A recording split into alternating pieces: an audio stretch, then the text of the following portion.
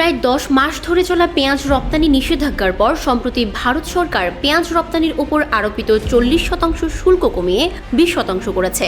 শনিবার থেকে নতুন এই শুল্ক কার্যকর হয়েছে বলে ভারতীয় অর্থ মন্ত্রণালয়ের একটি পরিপত্রে জানানো হয়েছে। বাণিজ্য মন্ত্রণালয় পেঁয়াজের ন্যূনতম রপ্তানি মূল্যের শর্ত প্রত্যাহারের কয়েক ঘন্টার মধ্যেই অর্থ মন্ত্রণালয় শুল্ক কমানোর নির্দেশ জারি করে। এর ফলে পেঁয়াজ রপ্তানির ক্ষেত্রে প্রতি টনের সর্বনিম্ন $550 মূল্যের শর্তও তুলে নেওয়া হয়েছে।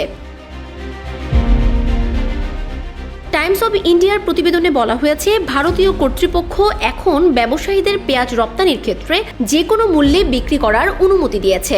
মহারাষ্ট্র রাজ্যের বিধানসভা নির্বাচনের আগে এই সিদ্ধান্ত নেওয়া হয়, যার ফলে পেঁয়াজ রপ্তানি বাড়বে এবং স্থানীয় কৃষকরা লাভবান হবে বলে ধারণা করা হচ্ছে।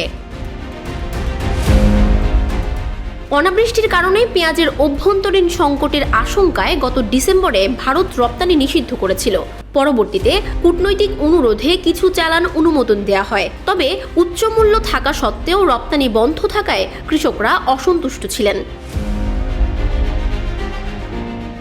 এখন সর্বনিম্ন রপ্তানি মূল্য তুলে দেওয়ার ফলে ভারতীয় কৃষকরা তাদের পণ্য বিশ্ববাজারে বেশি দামে বিক্রি করতে পারবেন। দিল্লি যখন রপ্তানি শর্ত কঠোর করেছিল তখন মহারাষ্ট্রের কৃষকরা বিক্ষোভ করেছিলেন, কিন্তু সরকার সেই সময়ে রপ্তানি শর্ত শিথিল করতে চায়নি।